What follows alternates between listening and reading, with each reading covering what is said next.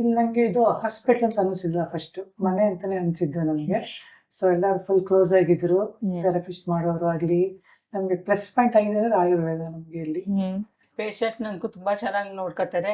ಅಕಸ್ಮಾತ್ ನಾವಿಲ್ಲ ಅಂತಂದ್ರು ನಮಗೆ ಯೋಚನೆ ಇಲ್ಲ. ಅವರು ಥೆರಪಿನವರಾಗಲಿ, ಸ್ಟಾಫ್ ಆಗಲಿ, ಎಲ್ಲರೂ ಸಿಸ್ಟರ್ ಆಗಲಿ, ಡಾಕ್ಟ್ರು ಅಷ್ಟೇ ತುಂಬ ಚೆನ್ನಾಗಿ ನೋಡ್ಕೊತಾರೆ. ನಾವು ನಮಗೆ ನಾವೇ ಇರಬೇಕು ಅನ್ನೋ ಥರ ಇಲ್ಲ. ನಾವು ಇಲ್ಲದೇ ಇದ್ರೆ ಅವ್ರಿಗೆ ಪೇಷಂಟ್ಗೆಲ್ಲ ಏನು ಮಾಡಬೇಕೋ ಅದನ್ನು ಖಂಡಿತ ಮಾಡ್ತಾರೆ.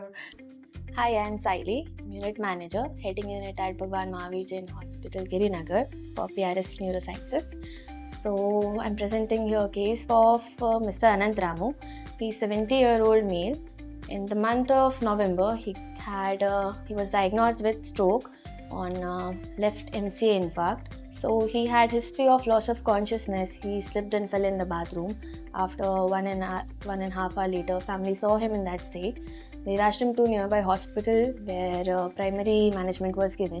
They are from Mysore, and from there they were shifted to Apollo in Mysore itself, where they diagnosed him on CT and MRI as FTP stroke. Along with the superficial structure, the deeper structure of the brain were also involved for him. And he also has other comorbidities. He has ischemic heart disease and myasthenia gravis as well. So they have treated the patient there for about 1 month, where emergency decompressive craniotomy was done for the patient, following which they had done a emergency tracheostomy as well, as patient was unconscious. And for a month they had treated the patient there, following which they presented here at Mahavir Jain Hospital, Girinagar.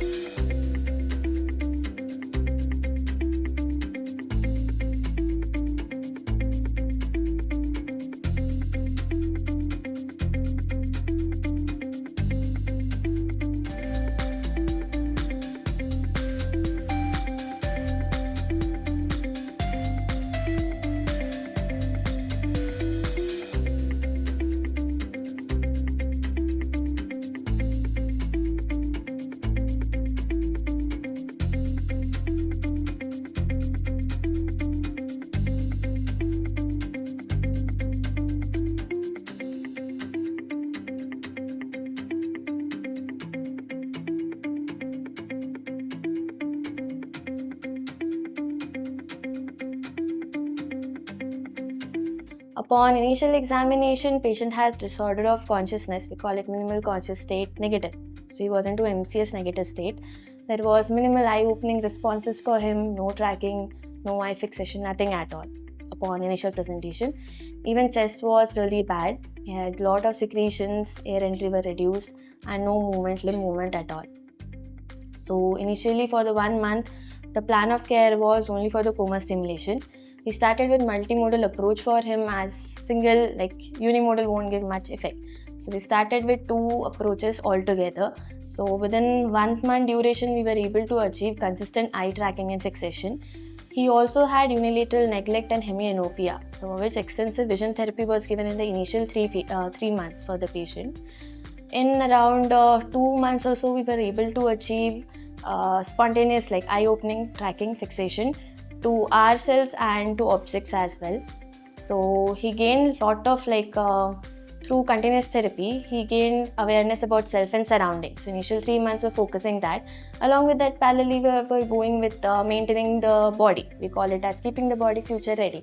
So we started with limb movements and chest care as well in initial phase.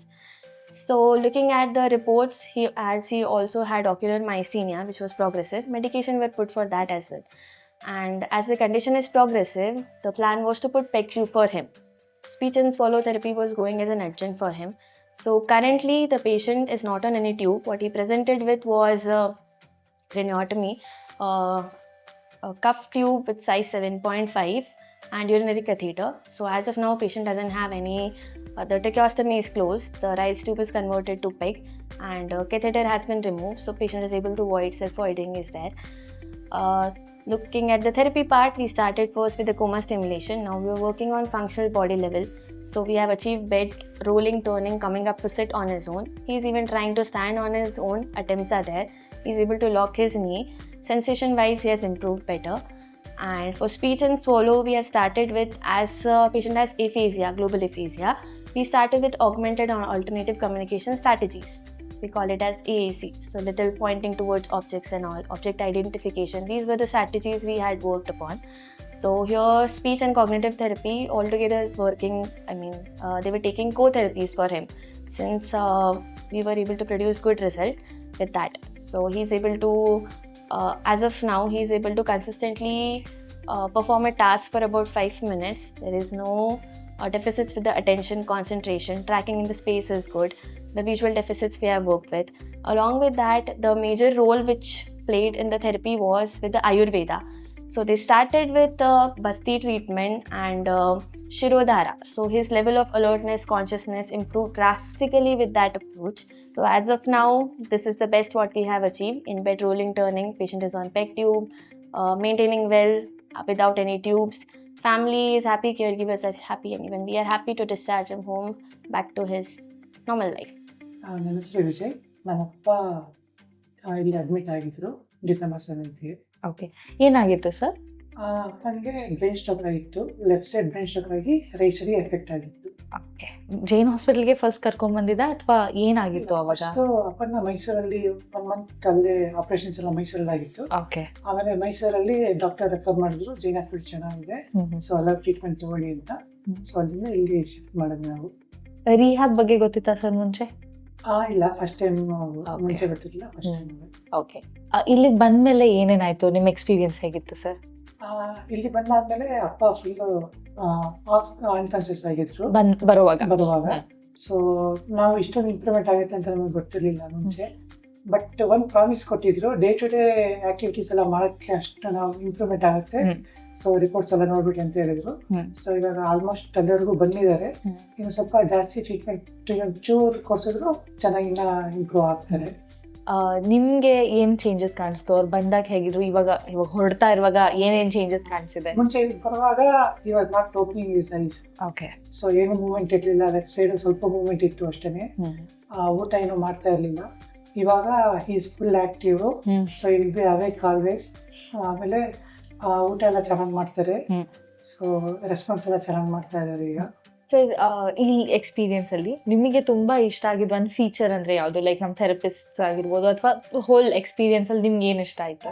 ಇಲ್ಲಿ ನನಗೆ ಇದು hospital ಅಂತ ಅನಿಸಿಲ್ಲ, first ಮನೆ ಅಂತಾನೆ ಅನಿಸಿದ್ದು ನಮಗೆ. So ಎಲ್ಲರೂ ಫುಲ್ ಕ್ಲೋಸ್ ಆಗಿದ್ರು, ಥೆರಪಿಸ್ಟ್ ಮಾಡೋರು ಆಗಲಿ.